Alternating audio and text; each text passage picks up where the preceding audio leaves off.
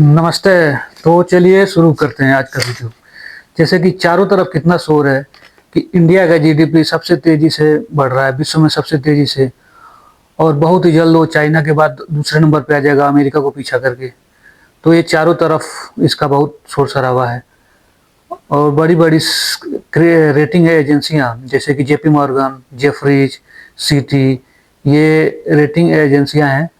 और इनका काफ़ी मतलब अच्छा क्रेडिट है ग्लोबली, सभी कंट्री मानते हैं इनको।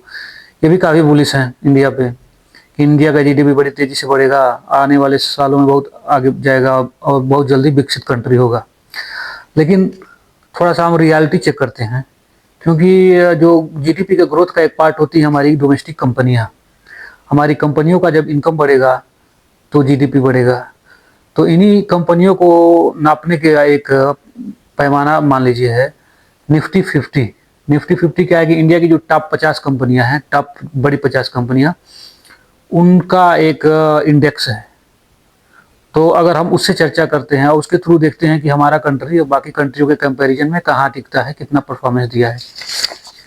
तो मैंने एक इंटरनेट से थोड़ा सा रिसर्च करके एक लिस्ट बनाया है, क्योंकि बाकी कंट्रियों को उतना हल्ला नहीं है। यूरोप के बारे में कहा जा रहा है यूरोप का कोई ग्रोथ ही नहीं है, बहुत नॉमिनल ग्रोथ 2% 3% चल रहा है। अमेरिका 2% की ग्रोथ से जीडीपी से बढ़ रहा है। चाइना 4% है, जबकि हमारा कितना आ रहा है 6%, 8%। ब्राज़ील का भी ठीक ठाक है। निकाई, जापान, वो तो मतलब ठप्पी हो गया है, ग्रोथ ही नहीं है बिल्कुल। लेकिन अगर हम जो अभी बात की 50 कंपनी यानी निफ्टी 50 का परफॉर्मेंस और उनके उस कंट्री के इंडेक्स से कंपेयर करें तो रियलिटी पता चलेगा कहाँ हम बैठे। अभी देखिए, डाउ डाउ जो है, नेस्डेक और एसएनपी, ये अमेरिका की इंडेक्स है। जैसे इंडिया का निफ्टी 50 50 कंपनियों के लिए, टॉप कंपनियों के लिए, जैसे नेस्डेक है अमेरिका के आईटी कंपनियों के लिए, डाउ बाकी, और एसएनपी बाकी बड़ी बड़ी कंपनियों के लिए वो इंडेक्स है। तो डाउ ने 10% का रिटर्न दिया है, नेस्डेक ने 27% का रिटर्न दिया है, और एसएनपी ने 17% का, मतलब कि 10 से ज़्यादा ही दिया, 10 से लेकर 27 के बीच में। अभी आते हैं जापान में, जिसका बिल्कुल ग्रोथ नहीं हो रहा है, ठप पड़ा है। उसका इंडेक्स 22% का ग्रोथ दिया है, 22%। मतलब बड़े बड़े जो शेयर होल्डर होते हैं, एचएनआई टाइप के बड़ी बड़ी बिग प्लेयर जो होते हैं, वो सोचते हैं उनको साल में 12% रिटर्न मिले शेयर में, जबकि इंडेक्स इतना भागा है। और इंडेक्स इतना भागा है तो शेयर कितना भागा होगा कुछ कहा नहीं जा सकता, कई गुना। अभी देखिए कनाडा का कैड, कैक है, CAC, कैक फ्रांस का इंडेक्स है, जो कि 5% रिटर्न दिया है। इन सब में सबसे खराब यूरोपियन कंट्री में फ्रांस का ही रहा है, फिर भी 5% है तो ठीक है, बहुत खराब नहीं है। कोस्पी जो साउथ कोरिया का इंडेक्स है, उसने 39% का रिटर्न दिया है, मतलब 40% अराउंड, बहुत ज़्यादा है, ह्यूज। जर्मनी, जर्मनी के ग्रोथ के मामले में हम लोगों से थोड़ा सा कम है, लेकिन अभी भी हमसे आगे है, वो टॉप पे है। तो बहुत जल्दी हम लोग उसको पीछे करेंगे, लेकिन फिर भी उसका इंडेक्स का देखते हैं क्या है। तो 28% का रिटर्न दिया है, बहुत अच्छा रिटर्न है। यूके, जिसका FTSE 100 इंडेक्स है, उसका 16% का, 16% का return. Hong Kong 24% return. China 18% return, जिसका जीडीपी ग्रोथ हम लोगों से कम है परसेंटेज में अभी फिलहाल। और कराची जो अपना पड़ोसी है, 92%। मतलब अनबिलीवेबल, इतना कभी शेयर नहीं देते हैं, बहुत कम शेयर होते हैं जितने रिटर्न देते हैं। जो इंडेक्स रिटर्न दिया, अगर इंडेक्स इतना रिटर्न दिया है तो शेयर कितना एक्स गया होगा, 5x 6x। अब आते हैं हम अपने कंट्री पे, जो कि सोकॉल्ड सबसे तेजी से विकास कर रहे हैं। तो हमारा जो निफ्टी 50 है वो 1% का रिटर्न दिया है पिछले एक साल में। सेंसेक्स 1%। मतलब कि जितने भी कंट्री का नाम लिया मैंने, America, Japan, Germany, France, south Korea, UK, Hong Kong, China, Pakistan, जो कि हमारे पड़ोसी हैं, बाकी विकसित देश हैं, तो इन सब के कंपैरिजन में सबसे खराब रिजल्ट हमारा रहा है, मात्र 1%। ये भी 3-4 दिन पहले 1% हुआ, नहीं तो अभी उससे पहले माइनस में था। और इन सब का जिसका सबसे कम है फ्रांस का 5, सबसे हाईएस्ट है कराची इंडेक्स पाकिस्तान का 92%, और बाकी का एवरेज भी 25-30% है। तो मतलब हल्ला ये है कि सबसे तेजी से हम विकास कर रहे हैं, और हमारी कंपनियों का परफॉर्मेंस क्या है या बाकी कंट्री का क्या है, आप लोग देख लीजिए। लेकिन हाँ, एक चीज़ है कि FII जो है लगातार 4 सालों से पैसा बेच रहा है, पैसा निकाल रहे हैं भारतीय मार्केट से, 4 सालों से बेचे जा रहे हैं, बेचे जा रहे हैं।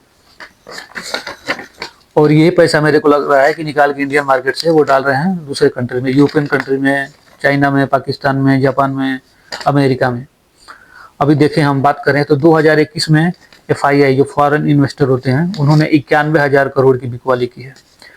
2022 में 2,78,000 करोड़, 2023 में 16,000 करोड़, 2024 में 3,04,000 करोड़ और 2025 में 2,52,000 करोड़ अब तक कर चुकी है। मतलब कि 4 सालों का देखें हम तो 4 सालों में लगभग 8 लाख करोड़ से ज़्यादा का बिकवाली किया है।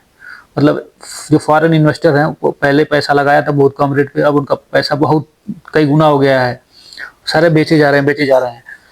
तो इन्होंने जितना माल बेचा है, अगर हमारी घरेलू कैपेसिटी नहीं होती, हमारे जो DII है, डोमेस्टिक इंस्टीट्यूशनल इन्वेस्टर, अगर वो खरीदारी नहीं करते और जो रिटेल का कैपेसिटी बढ़ा है, तो हमारा जो इंडेक्स अभी 25,000 है ना, निफ्टी 50, कम से कम मेरे को लग रहा है 12-13 हज़ार से ऊपर नहीं होता, जिस हिसाब से बिकवाली हुई है।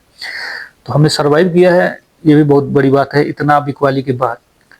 अब मेरा एनालिसिस क्या बोलता है, जैसे कि मैं पिछले 4 सालों से मार्केट को ट्रैक कर रहा हूँ, देख रहा हूँ, समझ रहा हूँ, सीख रहा हूँ, तो उस बेसिस पे मुझे को लग रहा है कि हमारे आसपास की कंट्री, बाकी यूरोपियन कंट्री, अमेरिका, ये सारे बहुत ज़्यादा ओवरबॉट हो गए होंगे, क्योंकि यहाँ पे 5% से लेकर 92% तक का 18% एवरेज देगा तो 20-25% का रिटर्न मिला है। तो अगर इनका इंडेक्स इतना भागा है तो शेयर वाकई में भागा होगा, कई गुना भागा होगा, मल्टीपल कई 4x 5x भागा होगा। तो अब मेरे को लग रहा है कि उधर से बुकिंग करेंगे प्रॉफिट। FII तो किसी को है नहीं, इनको तो अल्टीमेटली चाहिए प्रॉफिट। ऐसा नहीं है कि इनका किसी कंट्री के साथ रिलेशन है तो वहाँ पैसे लगाएंगे, नो, इनको सिर्फ प्रॉफिट चाहिए। तो उधर का मार्केट ओवर वैल्यूड हो गया होगा, अब इंडिया का मार्केट जो है अभी अंडर परफॉर्म कर रहा है। तो अब मेरे को लग रहा है कि वहाँ से पैसा ये लाएंगे, और मेरे को लग रहा है, मैं पर्सनल अपना थॉट बता रहा हूँ, कि अगले 18 महीने में मेरे को लग रहा है कि कम से कम निफ्टी 12 से 15% का रिटर्न देगा, क्योंकि DIA ने संभाल के रखा है। म्यूचुअल फंड का पैसा आ रहा है 29,000 30,000 करोड़ में, रिटेल वाले भी बढ़ गए हैं, पहले से संख्या काफ़ी हो गई है, और सिर्फ FII बेचना बंद कर दिए तो 12-13% का रिटर्न आएगा। अगर इन्होंने खरीदना स्टार्ट कर दिया तो 30-40-50% तक का रिटर्न मिल सकता है। तो मेरे को लग रहा है कि 18 महीने में कम से कम निफ्टी 30,000 तो जाएगा ही, 30-32,000। बाकी देखते हैं। अच्छा, कृपया मेरे चैनल को सब्सक्राइब करें, मैं अभी स्टार्ट कर रहा हूँ, तो आप लोगों का सपोर्ट चाहिए। कृपया लाइक करें, सब्सक्राइब करें, अपना सहयोग दें। Thank you.